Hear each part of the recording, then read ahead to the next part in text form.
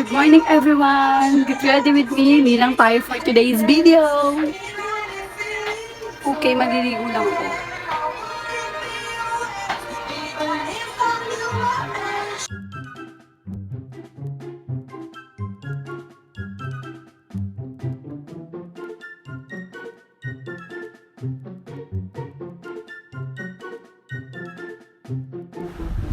At ayun na nga guys, ito nga pala ang aking outfit for today's video. And if gusto mo yung ganitong dress, just PM me.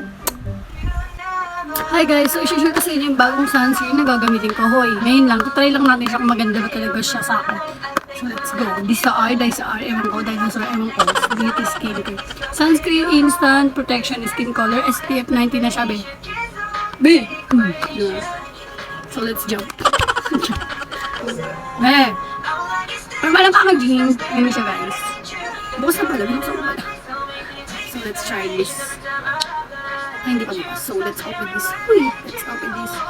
Yan, for the, Siyempre, bago ang lahat, maglalagay muna tayo ng sunscreen. Share ko lang sa inyo guys. As in, unang araw ko lang to ginamit yung sunscreen na to nung araw na yan. Kasi sabi ko, i-share ko siya sa vlog. Diba? Wala siyang white cast, be. Oh my God! Wow! After ko naman mag-sunscreen is gagamit ako ng foundation from BLK. Bigayan na siya ng friend ko na si Cybel.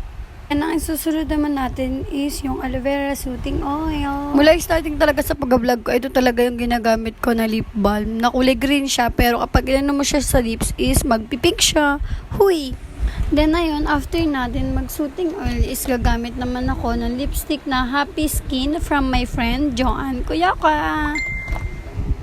Then ang next ko naman is Pink Flush from my friend Joanne Kuyaka again. Thank you ba? Syempre after that is magpuproceed naman tayo sa ating kilay. Syempre kay Ate Joy ito gamit, kaya naman for the hiram lang ako dito, diba?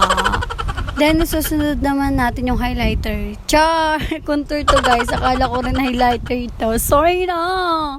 Ay, pares lang ba yun? Ewan ko pala kayo dyan. So yung guys, tapos na. Churu! Siyempre, po-promote ko sa inyo yung bagong lipstick na binili ko dito. And galing sa Sis Lady. Be, maganda to, be. Sure ball. So, yung guys, share ko lang rin sa inyo, guys. Itong soothing oil at saka yung Sis Lady. Parang same sila. Super ganda nila parehas. Then, meron yung pre, guys, nung binili ko yan. Then, lalagay ko na lang yung link dyan sa comment section. A few moments later. Hi guys! So ayun, tapos na ako mag-BS at mag-ayos ng mukha. Then mag-ano ulit ako kasi nag-eyelash in-eyelash na ako ni ate. Ayan, kita niyo naman bago pa lang ang be, bagong iyak, bagong albe.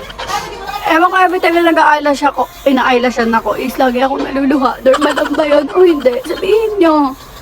Then guys, specs ko lang sa inyo si Gob, ang tatay ng Katulis. Birthday niya ngayon guys, kaya birthday na ni Gob. Birthday na ni Gob. So, yun na nga guys, kasama ko nga pala si Gob kasi parehas kami na kinuhang ninong at ninang. Let's jump!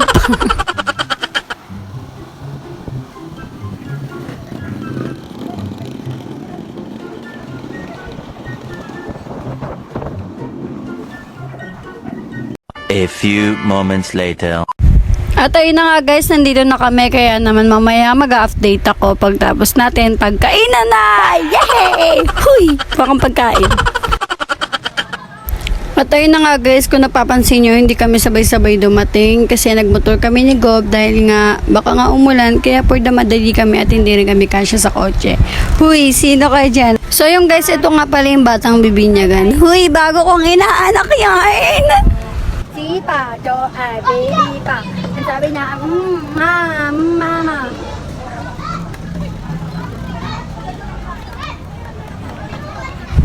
At ayun na nga guys, wala sa akin yung attention ni Paco kasi nasa maraming tao. Kaya naman, for the bid na lang ako dito at for the harot lang sa kanya. Kahit hindi niya ako inaharot, be. At ayun na nga guys, nandito na nga kami sa loob at sobrang kulit talaga ni Paco. Tuwan-tuwa siya sa kandila kasi nakabukas. Pero nung pinatay na nagwala naman. 2,000 years later. Yun na nga guys, tapos na. Uwi na tayo para sa food. Let's go.